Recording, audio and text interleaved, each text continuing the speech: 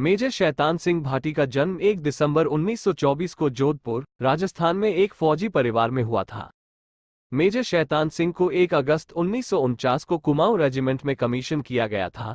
1962 के भारत-चीन युद्ध ने मेजर शैतान सिंह को लद्दाख के चुशूल सेक्टर में अपनी वीरता दिखाने का अवसर प्रदान किया।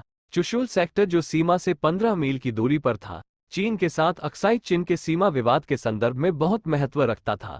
युद्ध के दौरान मेजर शैतान सिंह की यूनिट उस सेक्टर में रेजांगला पोस्ट पर 17,000 फीट की ऊंचाई पर तैनात थी।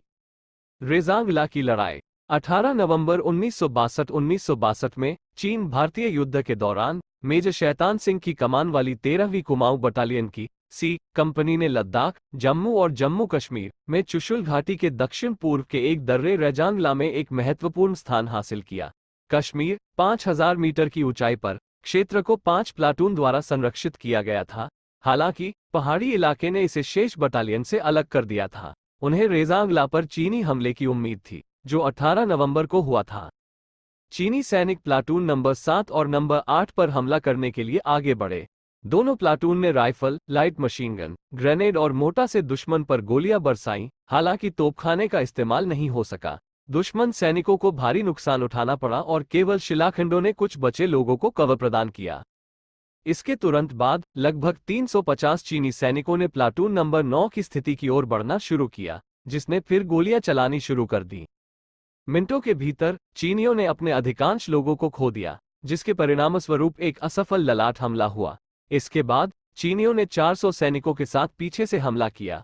उन्होंने भारी तोपखाने और मोटा गोलाबारी के साथ साथ तीव्र मशीन गन फायर का इस्तेमाल किया।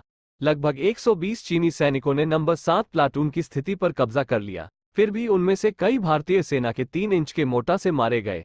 जो सैनिक बच गए वे 1 दर्जन कुमाऊनी सैनिकों के हमले से मिले थे। मेजर शैतान सिंह ने रेजांगला की लड़ाई में अनुकरणीय नेतृत्व और बहादुरी का प्रदर्शन किया। उन्होंने अपने सैनिकों का सराहनीय नेतृत्व किया और अपनी व्यक्तिगत सुरक्षा के लिए नहीं डरे। एक प्लाटून चौकी से दूसरी चौकी पर जाते हुए और अपने सैनिकों को प्रोत्साहित करते हुए। चौकियों के बीच चलते समय वह एक चीनी एमएमजी से गंभीर रूप से घायल हो गया, लेकिन इससे वह विचलित नहीं हुआ।